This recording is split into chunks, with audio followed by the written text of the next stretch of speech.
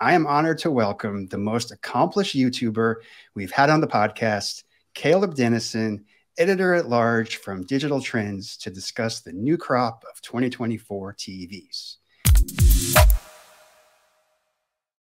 Over the last 15 years, Caleb has been making video content for Digital Trends, which has exceeded 300 million views. And on average, his videos are currently receiving 3.8 million views per month. And if you've researched a TV purchase, there's a good chance, sorry about that, you've seen Caleb.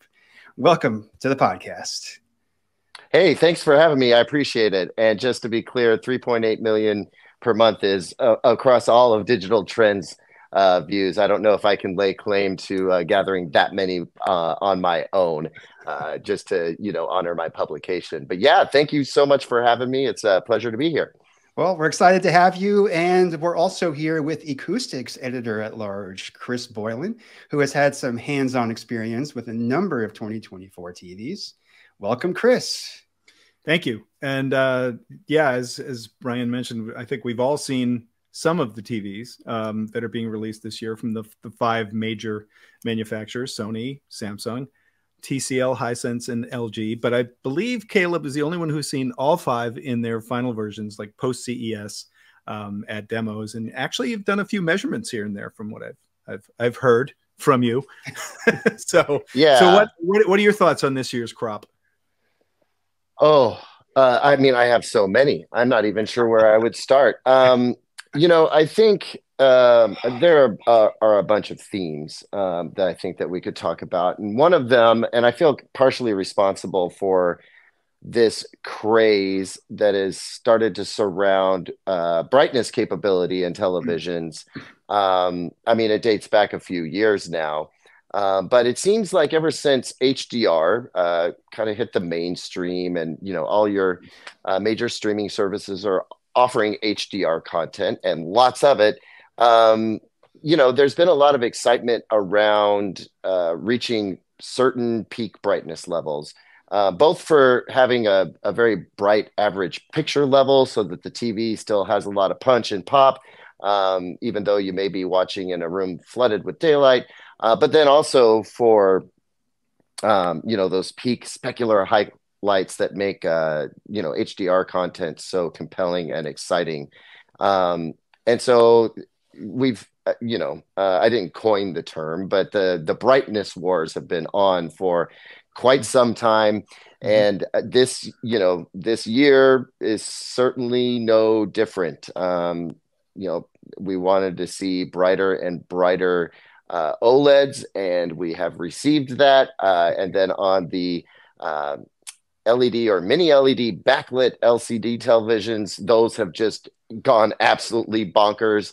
I measured the two brightest TVs I've ever measured just happened last week and the week prior while I was in New York, one each from Hisense and TCL. So brightness capability is still very much a thing, but I think there's a lot of room to talk about, how the content is handled outside of just, all of that insane brightness as well. So, I mean, yeah, maybe that's a little bit of a conversation starter there. I feel like people are really excited by brightness, and I understand why.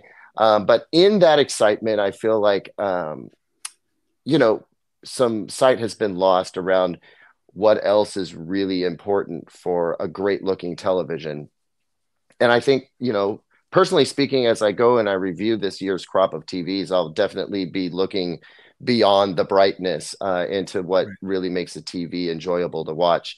And that's going to come down to the processing, and how each manufacturer decides they want to handle that, how they prioritize things. I will say, just to set the tone for the rest of the conversation, I think it's really important for people to realize that when you're designing a television, and this is true of audio too, right? It's a series of trade-offs. There's you can have this thing, but it's going to require that you pull back on this other thing. And so, just as it is in audio with TV engineering, it's a series of trade-offs. And so there is no perfect TV. And I think that's the trick is, when finding a TV that's best for you is honing in on what's most important to you. And then understanding that, you may get this one thing that you really wanted, but you'll have to understand that there, will be little deficiencies here and there. And in the aggregate, I think you can still have a really, really enjoy your TV, but the pursuit of perfection, at least for now, is a fool's errand, if you ask me. Not to be mean about it, but the more you look for that perfect TV, the more frustrated you're going to get when you don't find it. Does that make sense? Yeah, it totally makes sense. And I think you're right that TVs are trying to be brighter than each other, and the brightness wars are certainly full on. But equally important is the opposite end of the spectrum, right? And that's something that OLEDs have always been best at, because on an OLED you can turn off or on or anywhere in between all of the pixels, at the pixel level. So I think what's impressed me so far from what we've seen, companies like Sony and TCL and Hisense, and I'm sure Samsung, although I haven't seen the latest batch from Samsung yet, is not just like how many zones does it have and how bright can it get, but how much specificity can it have in those zones in being able to approximate a pixel level control display like a like an OLED or a micro LED, which has, again, pixel level control. So Sony's demos in LA, where they basically ripped off the LCD and showed us the backlight, were really effective. I think it's showing us just how detailed the picture gets before you've even put that LCD layer on top to make it look like an actual, image.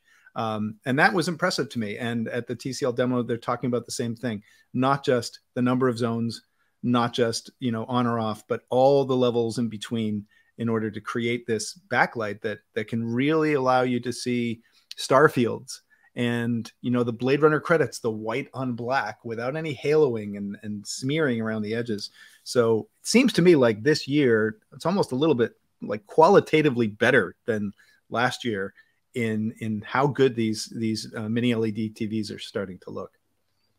They definitely are getting better. And yet we're seeing some challenges there. Mini LED became a big buzzword because of what it promised, right? Tinier little backlights that you could pack in tighter clusters and then break down into more zones.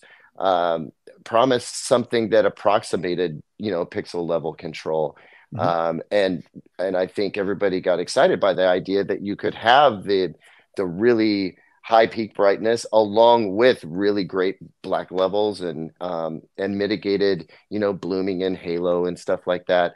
But I think what we found is that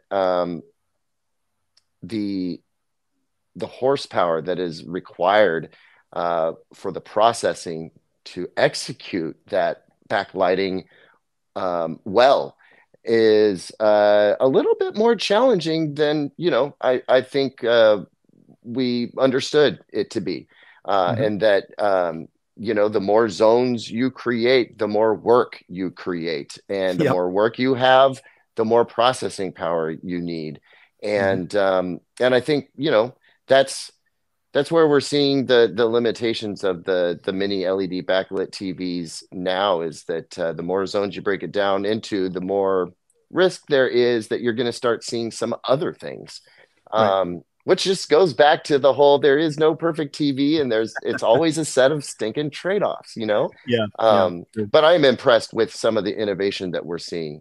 And you mentioned that Sony backlight demo. There's a good amount of video on that available to be watched on YouTube and elsewhere. And I would encourage anybody who is curious about how the backlight in an LCD based TV works to go take a look at that, because it's really revealing, literally and figuratively, and that you get to see some of the magic that goes on. And some of the limitations of the older technology and some of the stuff that's been unlocked by this new technology. It's granted, you got to kind of be a little bit of a TV nerd to care. But I still think it's really interesting to see, because it's not often that they peel back the curtain and let you see behind the scenes, especially for Sony. Sony has always been like, don't worry about what's going on in the background. It's not the number of zones you have, it's how you use them. It's not the number of LEDs you have, it's how you use them. And they've been very cagey about that stuff. And this year, they decided to be a little bit more transparent about that, which I have respect for and also was excited to see. Right. Now, speaking of transparency, we can go two ways: transparent OLED TV, but that's not what I was thinking. I was thinking more about the lack of transparency in a certain other S brand. When we were asking Samsung, hey, which panels are in these TVs? They are getting a little cagey about answering what should be a fairly simple question. In their the one line, I forget which model it is, the S90D. Some of the sizes are WRGB OLED panels, I guess built most likely by LG Display, and some of the others are QD-OLED panels built by Samsung Display. And I guess what they're saying is that we're reaching levels of picture performance with our processing that almost makes the ingredients irrelevant. And that seems like a very strange position, to say, here's the line, and some of them are this kind of panel, some are that kind of panel, but don't worry, they'll all look great, right? Because us as reviewers, we review a 65-inch, right? And we're saying this picture quality, these measurements are going to carry through across the line.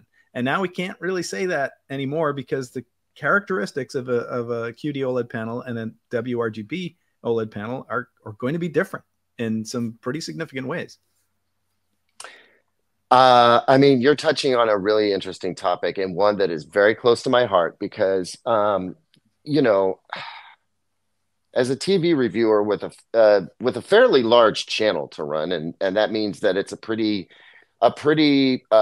sizable audience, yes, but also, a broad spectrum audience. I am always struggling to talk to the average Joe who may not have a ton of, they may be tech curious, but maybe not tech aware, not super dug into the technology. And they just want to know what the takeaway is. Right. And then there's the enthusiast that really does care about how the sausage is made. And when we talk about like how the sausage is made, on the LED backlit side of things, it could be how many zones you have and how many actual mini LEDs you have, and how all that gets controlled.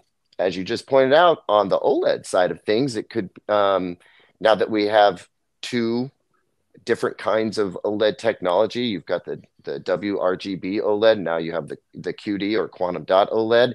I feel, here's my stance on this. If you care, if you just want to get an OLED because you heard it was really good, and you've got bucks, and you're not too worried about how much money you're spending, then maybe you don't care which kind of OLED panel is in that television.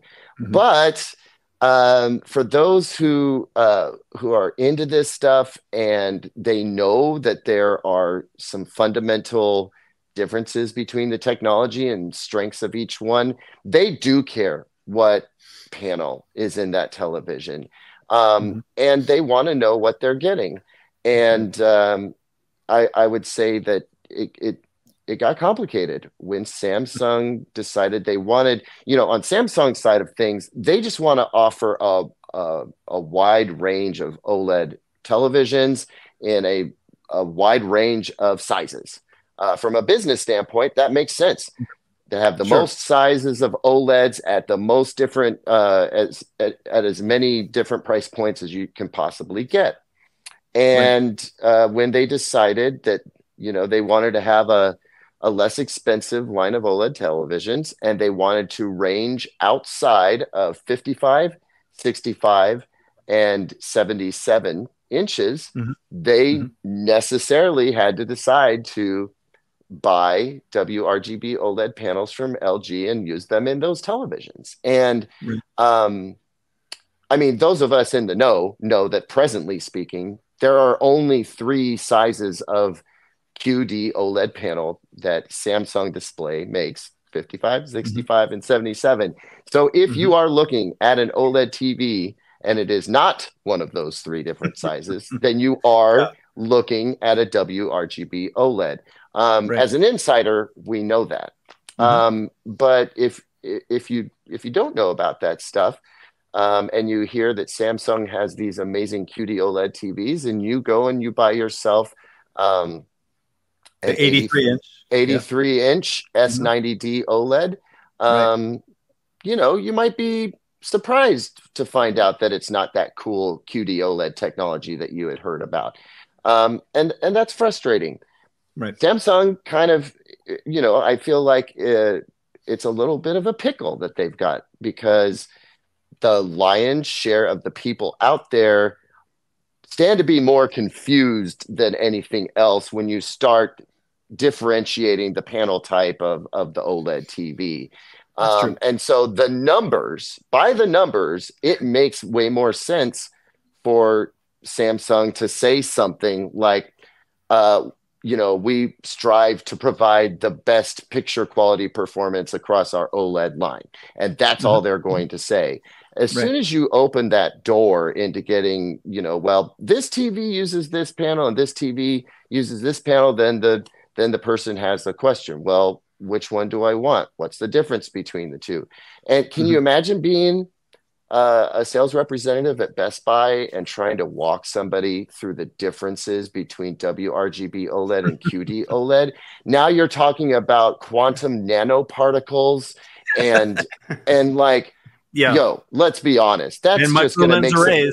Don't forget the micro lens array. And MLAs and or non-MLAs. And I mean, that gets really complicated, and I can see it generating more confusion than anything else, which confusion is an impediment to purchasing. And that is absolutely true. And so I suspect, like you guys, am very frustrated when, you know, I have to ask the question. I mean, I'm a journalist, right? I think I'm associated with YouTuber status by a lot of folks because I'm on YouTube a lot, but I'm a journalist. And so I don't just make assumptions or presumptions. I ask questions, and I will relay the statement made by the company in response to that, because that's what you do. Right.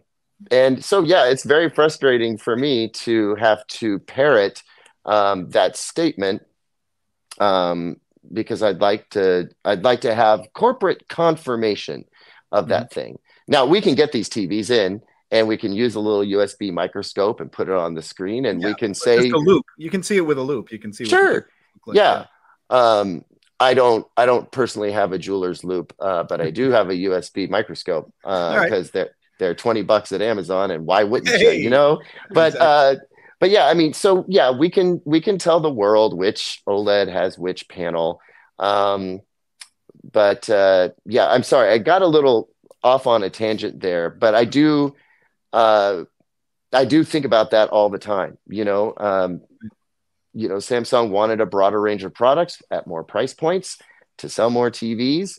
And when they did that, they had to choose to either be radically transparent about, you know, the tech in each TV, or take the safer route and not confuse customers and make things challenging for salespersons.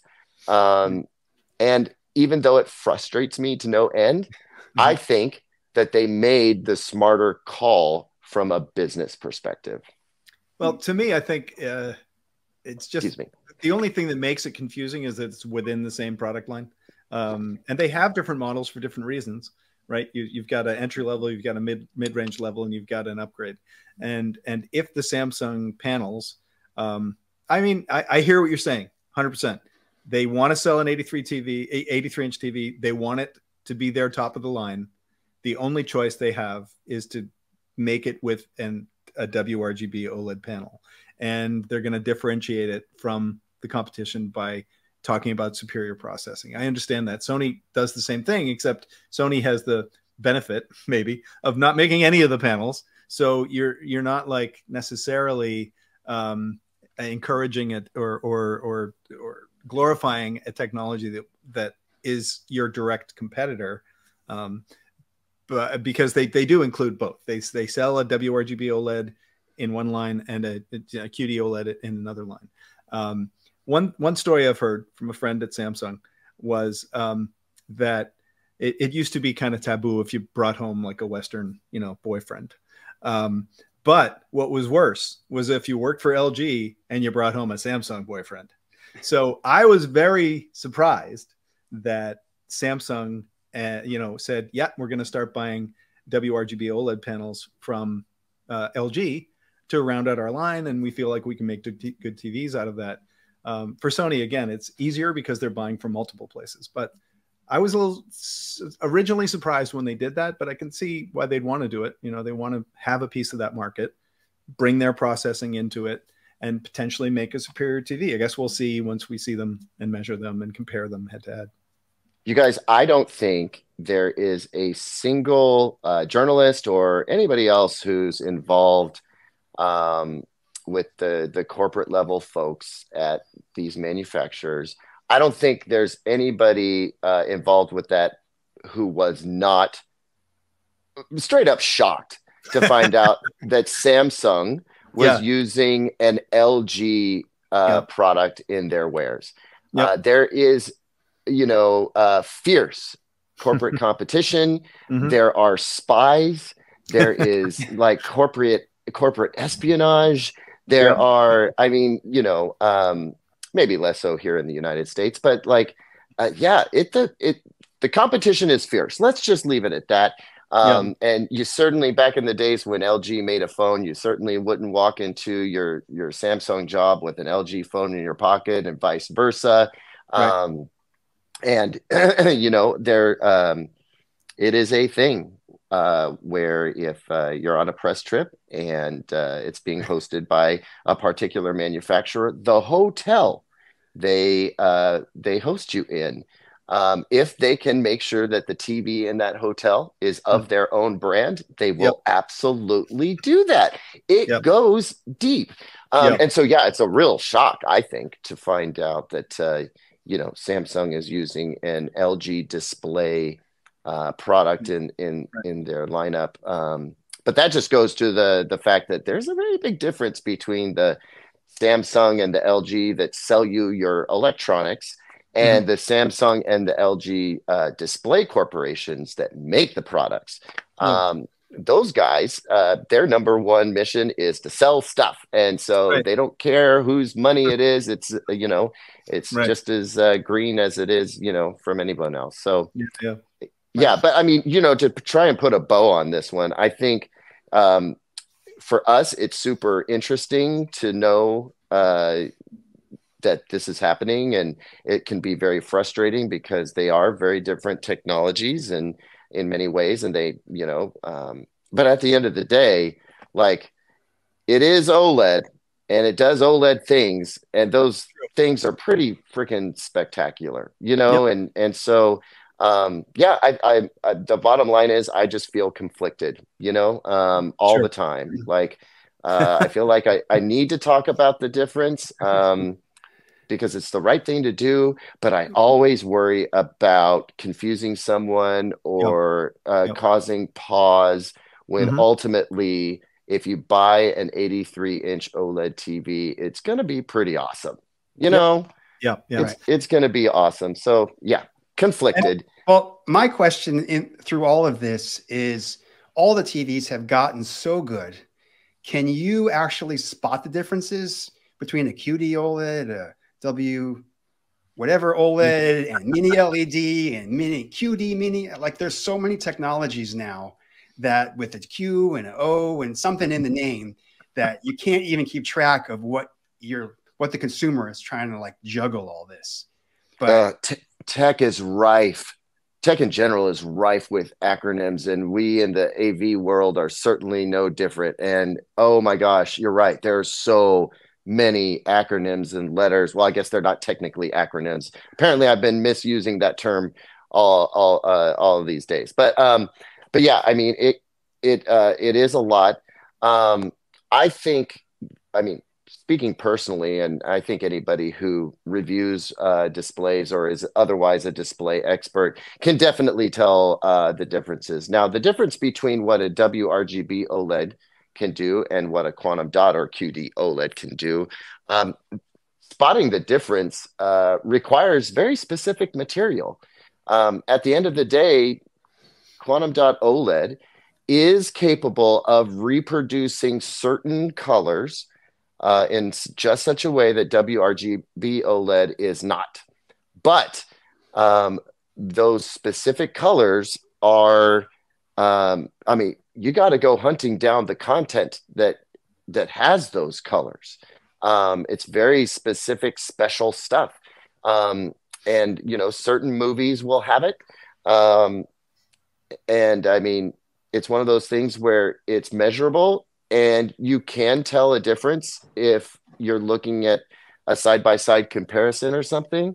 But at the end of the day, I think the average viewer at home is not sensitive to those differences so much, at least in and among OLEDs. And then when it comes to the mini LED or QLED TVs that we talk about there, I think people are very sensitive to brightness.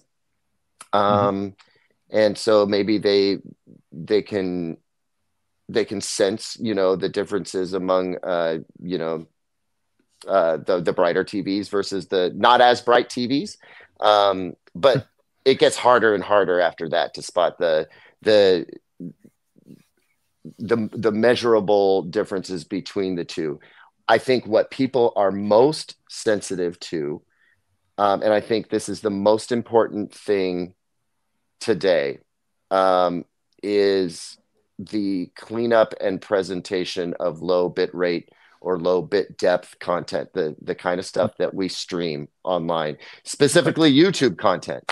You know, right. The YouTube algorithm compresses the content that we upload, and that it can be noisy and blocky and splotchy and patchy. And you know, this is true too of live streaming TV, you know, where the source signal coming from broadcasters is often 720p or 1080i, you know, and so it's starting at a low level to begin with, and then you compress it for streaming. And so that can get kind of messy. And I think, yeah, what might be more important to people than the brightest television might be the TV that cleans up, you know, that kind of, we'll call it dirty content or, you know, compressed content, so that it looks really good on a big screen. Because the bigger the screen, the more obvious that dirtiness or splotchiness or blockiness gets. And you know, I think we've seen it, and we definitely hear it from all these TV manufacturers. At one point, 55 was the new 42, then 65 was the new 55, and now the 70 inch TVs and 80 some odd inch TVs are flying off the shelves. So much so that like 98 inch TVs are a thing. TCL's got 3 different models at different price tiers of 98 inch TV, guys. That's insane. And they sold 10,000 of them in the US alone last year. Without trying. Well, without people being able to see them on the shelves. And this year, 2024, the goal is 100,000 98 inch plus TVs. So they've got the 398s and the 115, which, by the way, you can get on Amazon right now for about $16,000 if the money's burning a hole in your pocket. But that's, I guess, another question is, you know, how big is big enough? And, you know, if people are really in the market for those big ones, they really can't choose an OLED for those unless they're willing to go, you know, super, super expensive. I mean, the 98 inch OLEDs that I've seen are still in the $20,000 range, while the 98 inch, you know, maybe not mini LED, but, you know, LED, LCD TVs start at like $2,000. You know, there was a TCL last year, $2,000 for 98 inch TV, all the way up to maybe, you know, 10 to 12,000 for a high end model from like one of the, you know, top tier brands. So I guess if you're in a certain TV size market, you don't have as many choices and you just take what you can get in that size. But in your opinion, to take it back to this whole quality issue, do you think a movie lover who likes watching with the lights low in a home theater style environment would be satisfied this year with a mini LED TV and might even choose it over an OLED TV just due to its higher dynamic range and higher peak brightness and the improvement that those TVs have made in black level and contrast? Do you think that we're at the point this year where someone can make that choice and be happy with it? Like, yep, I definitely bought the best TV I could, and it was not an OLED. I would say,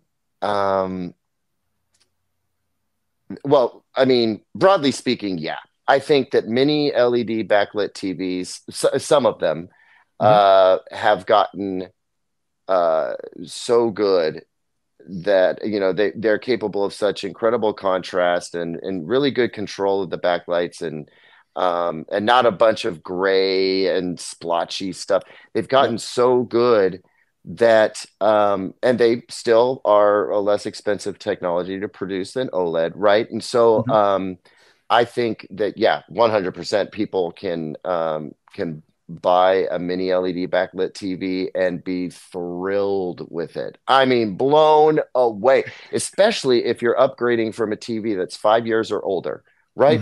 It's one of those things, like, you know, you look in the mirror and you don't see yourself aging every day, right? But, you know, if you look at a picture of yourself from 5 years ago, oh my word, look how much more gray and wrinkles and whatever. With TV technology, you know, year after year after year, it seems like it might be more iterative, you know, more evolution than revolution, I like to say sometimes.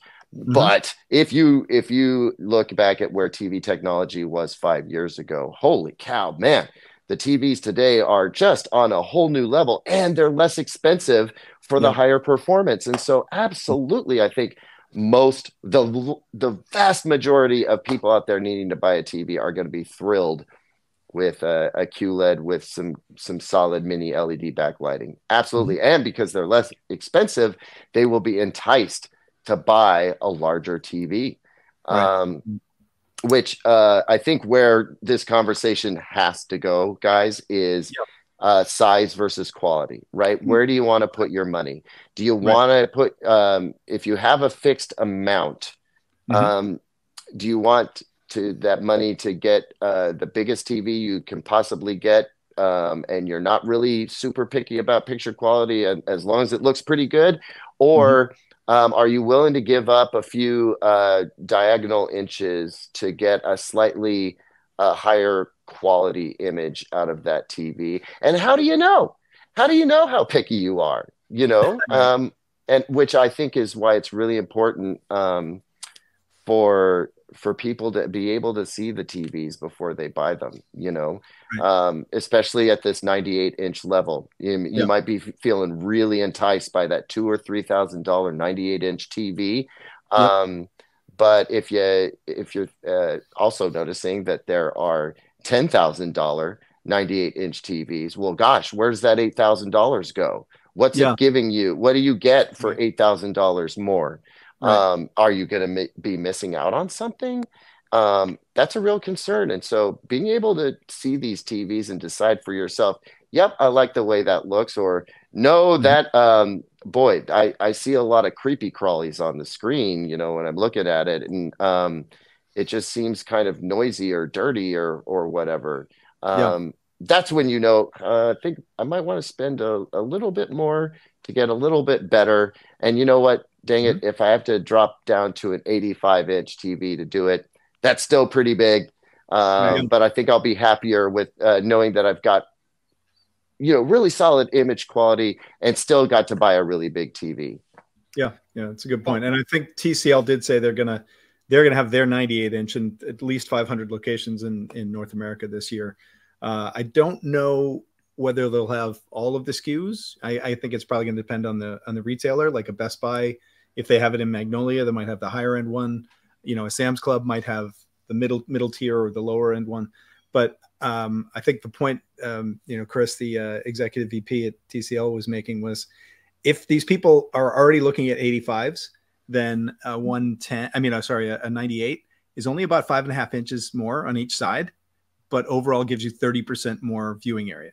So they think by getting them into the retail stores, into the channels like PC Richards in the Northeast, and Best Buy and Sam's Club, maybe Costco, that the sales are just gonna take off, because people are gonna see it and be really impressed for the most part, but then also realize it's not that much bigger than an 85. I mean, I can fit it, right? I actually have a question for both of you guys. I'm gonna turn the tables on you here for a second. No, I'm just curious. Has it also been your experience that you have found it remarkably easy to get comfortable with a gigantic TV screen size that at one point you thought was just absolutely preposterous? Oh, like, yeah, no, I'm 100%. Like the bigger, like what you thought could have been the biggest 5 years ago, I thought 75 was the biggest I'd probably ever need. And now I've seen 83 and 88 and 98. So I agree with you 100% that 100-inch or 98-inch is, to me, that's more important than the absolute pixel level control over color accuracy. Like that's just my personal preference, that I've seen less than perfect TVs and be totally happy with them at that massive size, and not even think about, oh, it's a little black level, it's slightly off. I'm not like thinking about that, because the screen is just so huge. But that's me. That's not everybody. Chris, what do you think about that? It took me all of 5 minutes to get used to 117-inch 2.35:1, ultra wide projector screen. And that's what I've got. I've got a, lens memory and a projector. But it doesn't come close to what an OLED or even a good, mini LED TV can do picture quality wise.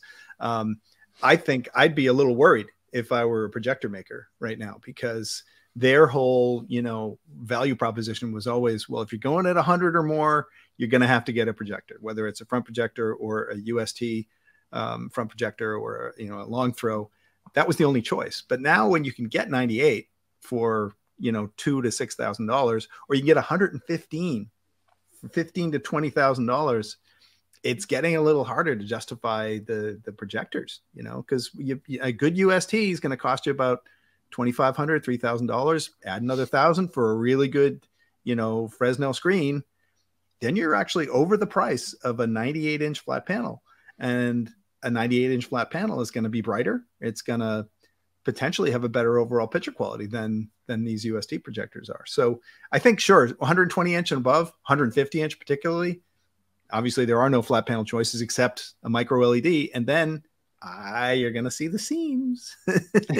I do. Whenever I see a micro LED, even these really expensive ones, I can't help but look for the seams between the screens. And with a 98-inch, mini LED, there are no seams, because it's all one big panel. With 115-inch 115-inch mini LED, it's the same thing. It's one big TV. And so again, I'd be a little worried if I were in the projector business right now. I mean, it's just like, you don't have to have a dedicated home theater space to have a really big screen experience at your home. Yeah. It can go in the living room. It can go in, if you have like more of a den situation, it can go in there. It can go anywhere you want, lights flowing through the windows, the skylights. It doesn't matter. Like as long as you've got the space to put it, a wall wide enough, or a credenza wide enough, like you can have a gigantic home theater like experience in any room you want, except maybe the bathroom. But like really, nobody's stopping you. Like if you don't need a mirror in your bathroom, you could maybe have a 98-inch TV in there. And with the camera on top. I personally would find that more entertaining than looking at myself in the bathroom. That's just me. But like, no, I think what we're seeing here is a real culmination of crazy events. Like people are accommodating larger and larger screen sizes in their home. These screens can go anywhere in the home that you need them to go. The price is coming down. And it just changes the game. And yeah, I do feel for the projector makers. They were already more specialty, and now they're even more specialty still. I thought UST, ultra short throw projectors were like, oh wow, that's going to revive the projector industry by quite a bit. But then, but then the 98-inch TVs just started popping up for $3,000, and I was like, well, never mind. I don't know. It's a really interesting time that we're in. But Brian, I think you what you said represents the thoughts and feelings of the consumer, the broader consumer base, which is that they're a lot more forgiving than us picture quality experts, and that size counts for a lot. I won't say everything, but it counts for a lot. And the mini LED backlighting systems, even though they may not be perfect, they're so much better than what we were getting 5 years ago. And there's so much wow factor there that it's no wonder that these huge screens are just popping off. With Hisense and TCL, I think you have an opportunity to get a really impressive looking product for a little bit less than you're going to pay with Samsung, LG, and Sony. If you are a little bit pickier and you've got the budget, you can spend with those other three companies. The only thing that I wish I could address, as a reviewer is the longevity of the product. How well is it going to hold up? And I don't just mean like, is it still going to be making a picture in 2 to 3 years, or is the power supply going to go out and cause you a problem? I also mean, is the smart TV interface, which now just runs the whole TV, is that going to hold up? Is the processor, is it going to get laggy and sluggish and slow and be frustrating to use, over time? I wish I was able to answer those questions, because I know those are the chief concerns for folks who are maybe, TCL and Hisense are new names to them. And it's fair to be concerned about the product quality overall and the longevity of the product. And I can't speak to that, but there is no denying the bang for your buck situation going on with a TCL or Hisense, And I think one of the things that that LG has been good about lately, they used to really kind of own the OLED market, but now not, maybe they're sharing it a bit now, but they do come with a 5-year warranty, and they're great about updating their user interface, the WebOS, on older models to get basically all of the later, GUI improvements and the new apps and everything. They've been great about maintaining their own ecosystem, the WebOS platform, for many years. I mean, I have a neighbor with about a 4-year-old, LG OLED, and he keeps getting updates to his smart TV platform, and that's good. And the 5-year warranty, some people worry about burn-in on an OLED. That's pretty good peace of mind. I think a lot of people do upgrade their TVs within that 5-year period. I personally haven't seen a lot of burn-in with OLEDs over more than 5 years, but our Tings does some measurements of that, and they say there is some to be found, particularly if you really watch a lot of persistent content with a logo and it's a particular part of the screen. But you're right, like some of the newer brands, the newer to our market, like Hisense and TCL, who haven't been as dominant here until recently, there might be some question about longevity. I mean, I don't think there are any known issues about it, but you're right, they're a little bit more of an unknown. They haven't established themselves as well in our market yet. Yeah, let's not forget. I mean, I think we are all we are all old enough here to remember when LG and Samsung made the joke phones. Like they were not the phones that you would buy. You bought those because they were less expensive, and you could afford to get one, and it functioned, but they were not at the forefront of cell phone technology. And as a matter of fact, I mean, I think we all remember when Samsung and LG were kind of newcomers, and they played a distant second fiddle to, I'm mixing metaphors, but I think we'll live. They were at a distant second to the big boys like Sony and Toshiba and Panasonic and JVC. And now they have achieved, world domination. I think, with TCL and Hisense, we're witnessing that same sort of like growing phase in which it's just a matter of time until they've built trust with the public, and you have the same sort of cachet that we assign Samsung and LG now. You know, Right. It takes time to build that kind of trust with the consumer and everything. But Right. man, I mean, it's hard to ignore them when they're putting out such impressive stuff at such achievable price points, you know? Right. And they're also going, pretty hard at the marketing angle. I mean, you partnering with the NFL and partnering with NBA, they're getting a lot of visibility in front of some of the top TV buyers, right? I mean, I think people, live sports is one of the top drivers for new TV purchases around, whether it's around, March Madness or the Super Bowl. It's important. And when they're seeing some NFL players, talk about the new TCL TV, for example, on social media, I think that's helping to win the hearts and minds of a lot of these people who are buying these TVs and might not have heard of the TCL brand 2 years, 3 years ago. So, kudos to them for growing the market share. TCL, according to the latest numbers, was the #2 worldwide TV provider, second to Samsung and slightly ahead of LG. So they're making some definite inroads into the market.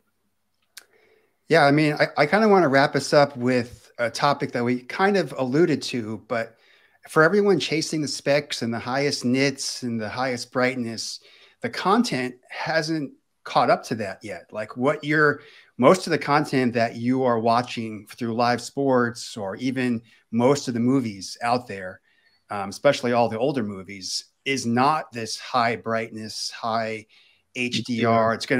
That's gonna like capitalize on all this stuff. So the TV technology has jumped ahead right now of what the movie industry is capable of delivering. So Caleb, maybe you could speak to that as we kind of wrap up this. As to people chasing specs, that's kind of the final question.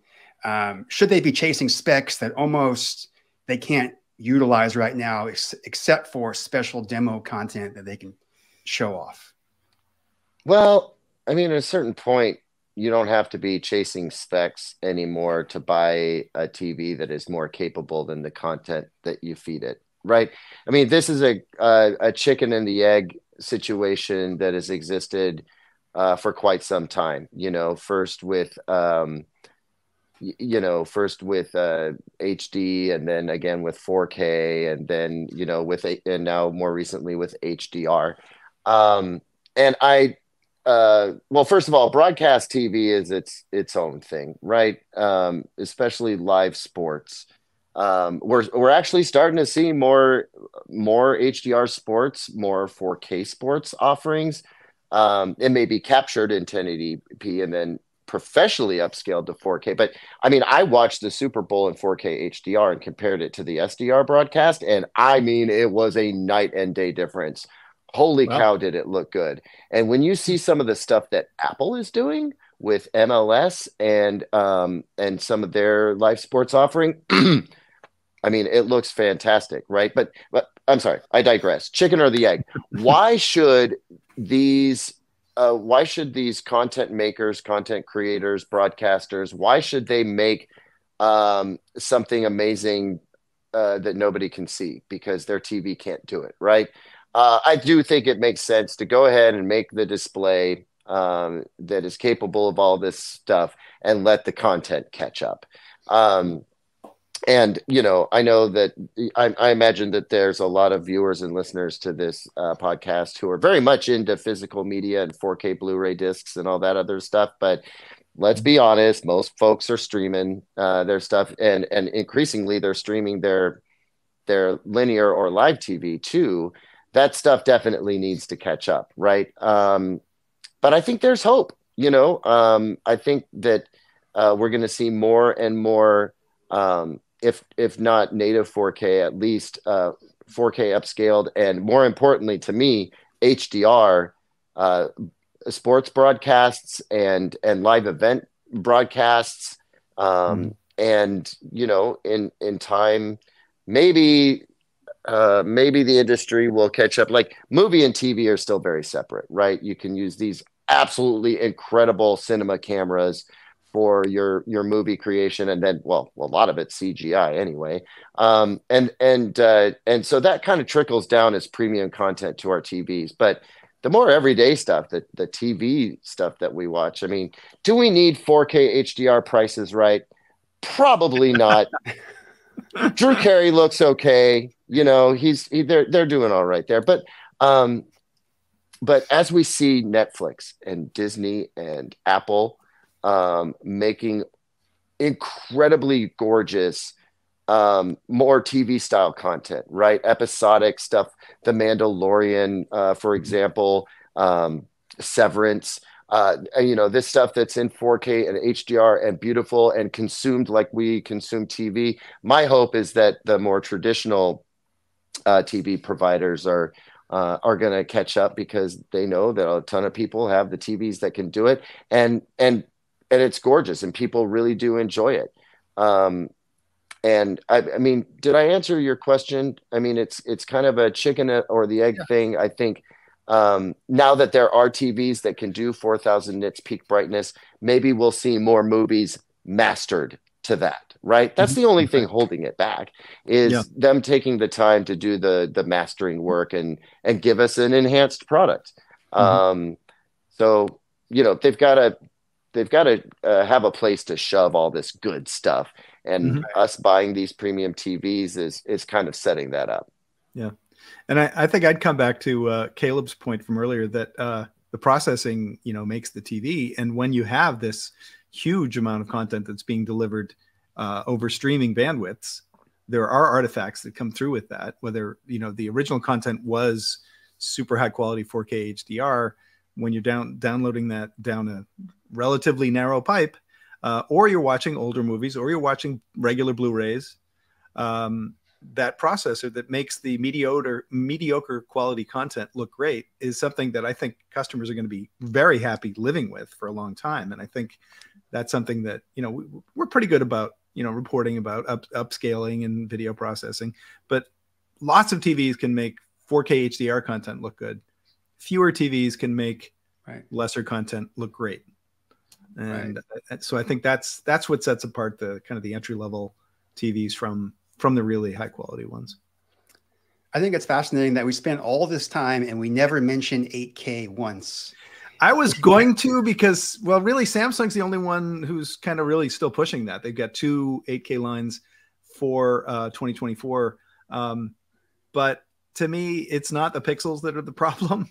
You know, I mean, I'd give me a 1080p TV with really good color saturation and contrast over an 8K TV where maybe that's not as good. Not saying anything about Samsung TVs. Their 8K TVs are gorgeous.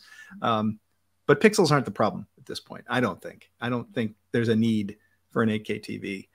Even when you get up into larger screen sizes, 4K can look exceptionally good. There was a time when I said, you don't buy the 8K TV for the resolution, you buy it for all the other premium guts that the manufacturers were putting in it. So if you wanted the best backlighting technology and the best processing, you bought the 8K TV because that was the premium tier, and that's where you got the good stuff. That's less true today than it used to be. I mean, in part because of what you just said. Most of the major TV manufacturers have kind of taken their foot off the 8K gas pedal, so to speak. But, you know, but also the top tier 4K TVs are incredible, like legit incredible, up to 85 inches, in some cases even beyond 85 inches. And when you do add all those extra pixels to fill up, and you don't have a whole lot of native content to put it, you've given the processor another big job to do, processors that are already getting kind of taxed out. And so, yeah, man, you know, I'm all about putting the money where it matters most. And 8K pixel, you know, 8K resolution, I don't feel like it means a whole lot these days anyway. It didn't used to be that. It used to be that if you really wanted the good stuff, you bought 8K because that's where it was being piped, all the good stuff. But now, you know, most major TV manufacturers are giving you the good stuff in a 4K model, and that just I think that just makes more sense. So finally, Caleb, I know you've reviewed a lot of these TVs lately. Any standout models, any videos you want to point people to that impressed you? And yeah, just kind of wrap up some closing thoughts on some current models. Yeah, I mean, I've done a few first impressions things. You know, I won't call, like, if I go to a press event, like the Hisense one or the TCL one that Chris and I were at together, I do take some measurements and I do, you know, get a couple hours watching the TVs, but I would never call that a full review. You just can't dive in and do enough work for that. And so, you know, I've done some coverage of what the Hisense lineup looks like and the TCL lineup is looking like in terms of actual reviews. My review of the LG G4 OLED should be coming out very soon, maybe even tomorrow, on the Digital Trends YouTube channel. Would really appreciate it if folks wanted to go and check that out. But the review season has really kind of just begun. You know, we've had all the announcement events and all that good stuff. Now the TVs are starting to hit the market, and now it's my job to start getting through them. Ironically, I am taking a vacation starting this Friday. So it's the dumbest move ever. TV reviewers should not take vacations in May and June. Yeah, you shouldn't do it. But it was the only place I could fit it in.